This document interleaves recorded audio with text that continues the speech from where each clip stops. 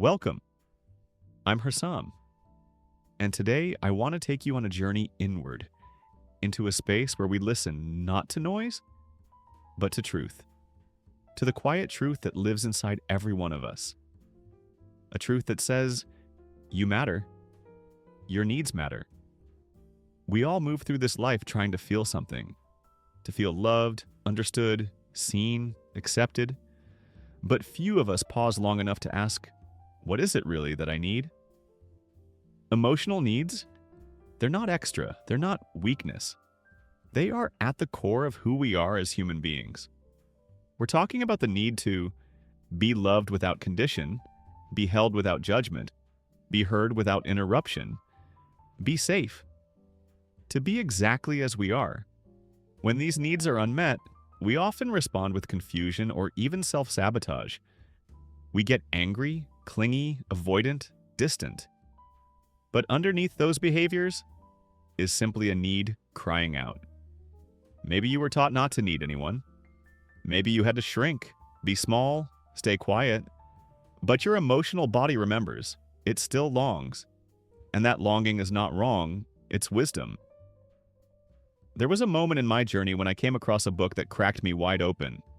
It's called Nonviolent Communication by Rosenberg.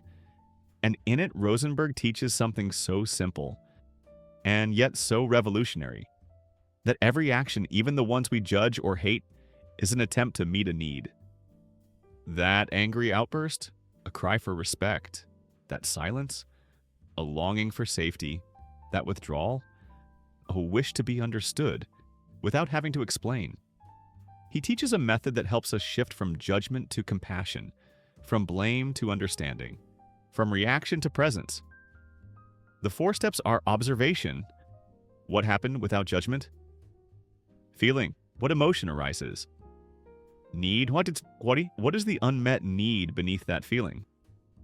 Request. What could help meet that need? So instead of, you never listen to me, and then we can say, I feel hurt because I need to feel heard.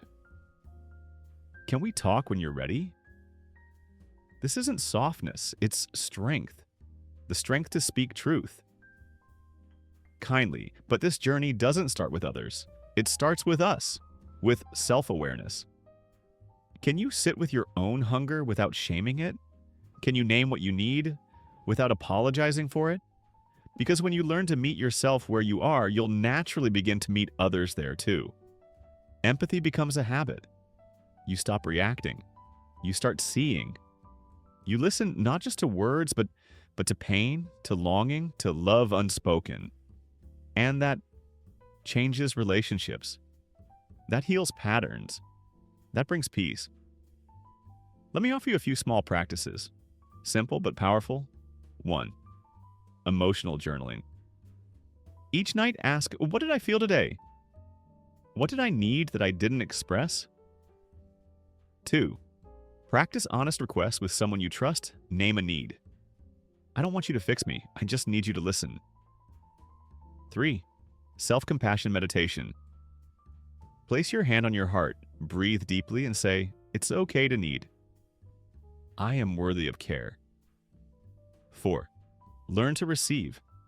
Let love in. Let support in. Let kindness in. Not as something you must earn, but as something you already deserve. These practices are not about perfection. They're about presence today, maybe. Just ask yourself, what is the emotional need I've been afraid to acknowledge? Is it to be seen, to be forgiven, to be celebrated? Whatever it is, breathe into it. Hold it gently, and remember, that need does not make you weak. It makes you human. You are allowed to feel. You are allowed to ask. You are allowed to be loved. I'm Hussam, and this has been a space of presence from my heart to yours. If this episode spoke to something within you, please, pass it on. Someone else out there might be carrying the same silent need. Until next time, stay close to your truth.